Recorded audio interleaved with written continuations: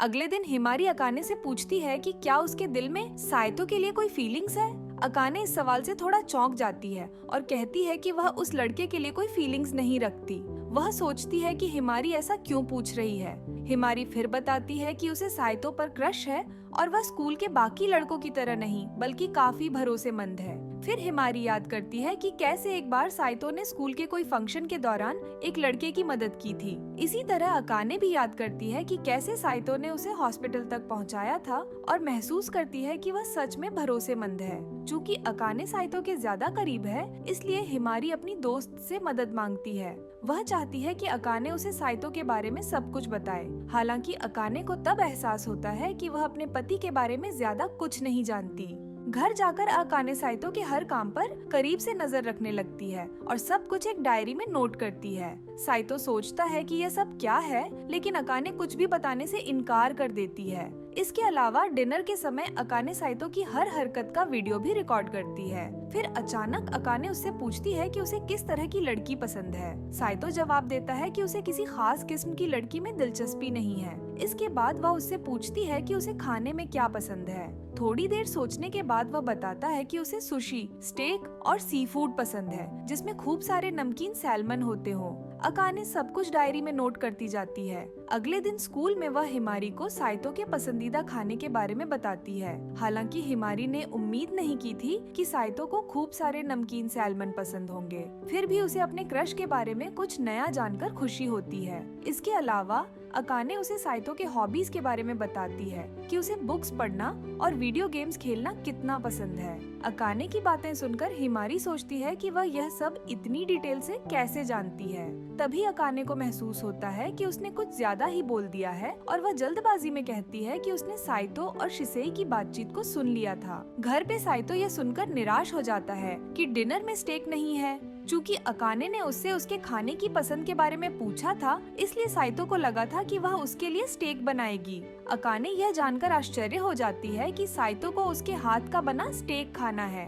इसलिए वह जिम्मेदारी लेने को तैयार हो जाती है और दोनों सामान खरीदने के लिए बाहर जाते हैं। घर लौटकर अकाने साइतो के लिए एक शानदार स्टेक बनाती है, जो उसे वाकई बहुत पसंद आता है। अकाने अपनी तारीफ सुनकर बहुत खुश होती है और साइतो चाहता है कि वह हर दिन ऐसा खाना बनाए। अगले दिन स्कूल में हिमारी साइतो से पूछती है कि उसे किस टाइप की लड़कियां पसंद है। साइतो कहता है कि उसे कोई स्पेसिफिक टाइप पसंद नहीं है, क्योंकि टाइप केवल लोगों द्वारा बनाई गई सीमित पैटर्न है, बल्कि वह पहले उस व्यक्ति को जानना चाहेगा ताकि उसे सचमुच प्यार कर सके। फिर हिमारी साइतो से पूछती है कि वह उसके बारे में क्या महसूस करता है। साइतो यह सुनकर आश्चर्य हो जाता है और हिमारी शर्माते हुए वहाँ से चली जाती है। रात में अकाने साइतो के कमरे की छानबीन करती है। तभी उसकी नजर एक सुपर सीक्रेट नोटबुक पर पड़ती है। ये देखकर वह सोचने लगती है कि आखिर इसमें ऐसा क्या है जो इतना सीक्रेट है। फिर साइतो वहाँ आता है और अकाने उसे देखकर घबरा जाती है। वह साइतो से कोई अच्छी सी बुक सजेस्ट करने को कहती है। साइतो थोड़ा सोचता है और फिर एक किताब सजेस्ट करता है, इंसानी इतिहास पर आधारित, थोड़ी मुश्किल लेकिन दिलचस्प। उसका मानना है कि उसमें हल्का फुल्का ह्यूमर भी है, इसलिए उसे पढ़ने में मजा आएगा। अगले दिन अकाने यह जानकारी हिमारी को देती है, लेकिन हिमारी का कहना है कि जब वह किताब पढ़ने की कोशिश करती है तो उसे समझने में काफी मुश्किल होती है। इसके बाद क्लासरूम में साइतो हिमारी का शुक्रिया अदा करता है, क्योंकि वह हमेशा उसे और अकाने को आपस में झगड़ने से रोकती रहती है। वह यह भी कहता है कि उसके बिना वह अब तक मर चुका होता। उनकी बातचीत के दौरान हिमारी बताती है कि कैसे अकाने ने बचपन में उसे बुली करने वालों से बचाया था।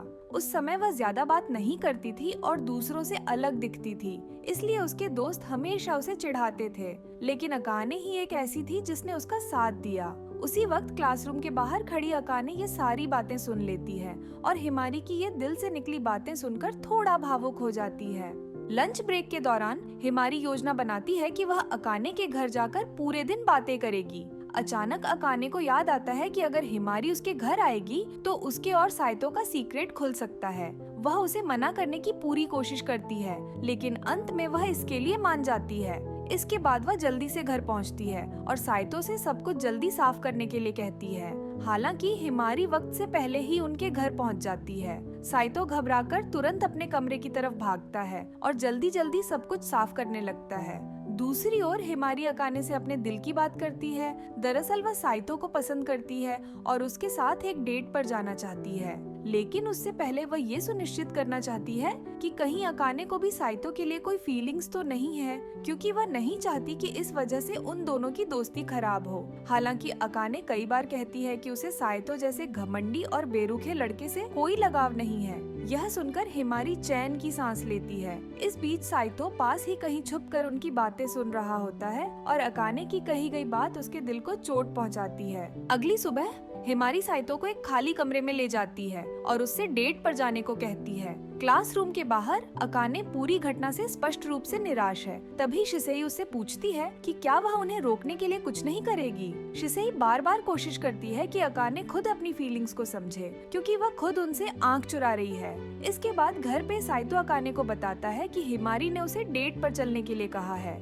ये सुनकर अकाने अंदर ही अंदर चिढ़ जाती है, लेकिन अपने असली जज्बात जाहिर नहीं कर पाती, बल्कि वह साइतो पर चिल्लाती है और कहती है कि वह जो चाहे कर सकता है। अगली सुबह साइतो एक बार फिर अकाने से पूछता है कि क्या वह सच में उसे जाने से नहीं रोकेगी। साइतो कहता है कि अगर अकाने कहे तो वह नहीं जाएगा। शुरुआत में अकाने कुछ नहीं कहती, लेकिन जैसे ही साइतो जाने के लिए मुड़ता है तो वह पीछे से उसे गले लगाती है और उसे जाने से रोकती है। आंखों में आंसू लिए अकाने उसे याद दिलाती है कि भले ही यह सब दिखावा ही क्यों न हो, वह फिर भी उसका पति है। फिर साइतो बताता है कि उसने पहले ही हिमारी की रिक्वेस्ट ठुकरा दी है। इसके बजाय वो अकाने को शॉपिंग पर ले जाने का फैसला करता है। अगली सुबह स्कूल में हिमारी साइतो से ऐसे बात करती है जैसे कुछ हुआ ही न हो। वो मुस्कुराते हुए कहती है कि वो हार मानने वाली नहीं है और साइतो का दिल जीतने की कोशिश करती रहेगी।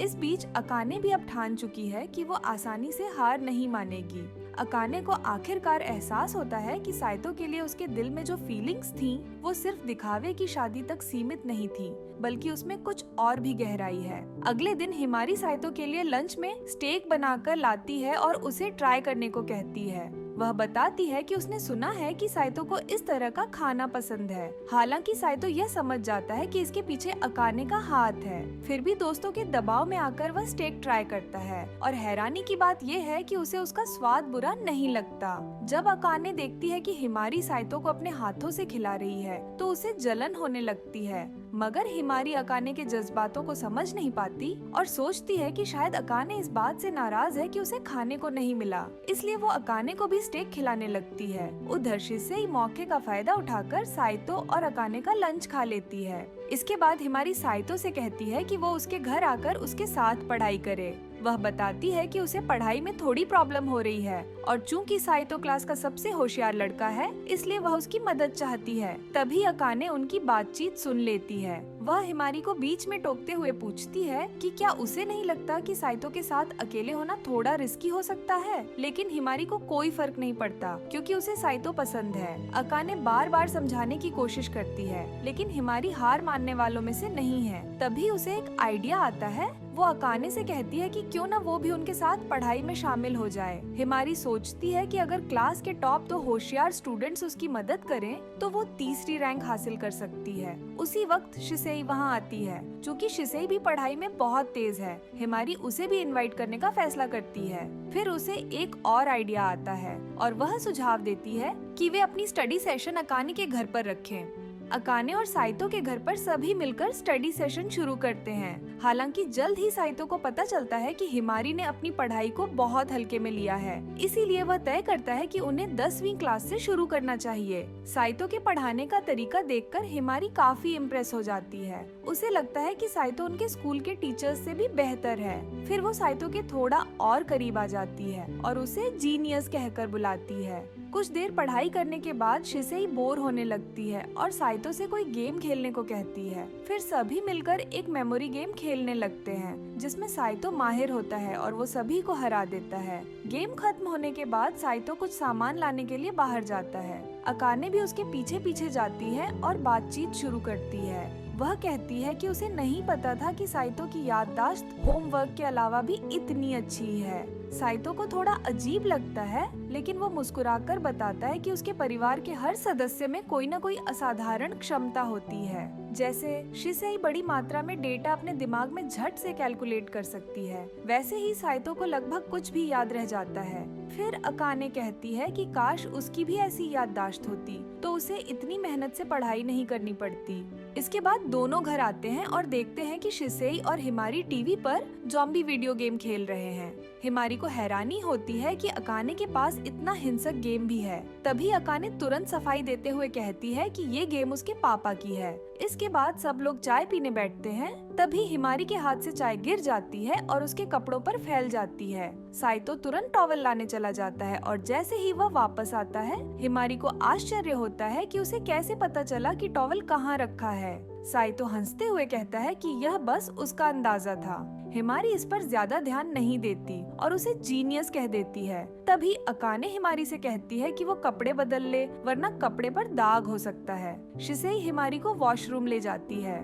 इस बीच अकाने साइतो से गुस्से में कहती है कि वह हिमारी के साथ फ्लर्ट कर रहा था और यह भी कि उसने कभी पढ़ाई में उसकी मदद नहीं की। तभी अचानक बिजली चली जाती है। अंधेरे से डरकर अकाने साइतो को कसकर पकड़ लेती है और उसे केबल चेक करने के लिए भी नहीं जाने देती। लेकिन जैसे ही बिजली आती है, तब हिमारी देखती है कि अकाने अब भी साइतो के करीब है। उसके मन में ख्याल आता है कि शायद अब दोनों की अच्छी दोस्ती हो गई है, लेकिन अकाने गुस्से में इस बात से साफ इनकार कर देती है।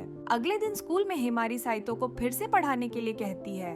इस बार वह चाहती है कि पढ़ाई साइतो के घर पर हो। उधर अकाने को फिर जलन होने लगती है और वह भी साइतो से कहती है कि घर जाकर उसे पढ़ाई में मदद करे। घर पर अकाने साइतो की ट्रिक बुक से काफी कुछ सीख रही होती है। साइतो बताता है कि यह किताब असल में इतनी आसान नहीं है और बहुत कम लोग इसे समझ पाते हैं। उसे लगता है कि अकाने सच में होशियार है जो इस किताब से सीख पा रही है। पढ़ाई करने के बाद साइतो अकाने से उसके बारे में और जानना चाहता है, खासकर यह कि वह डॉक्टर क्यों बनना चाहती है।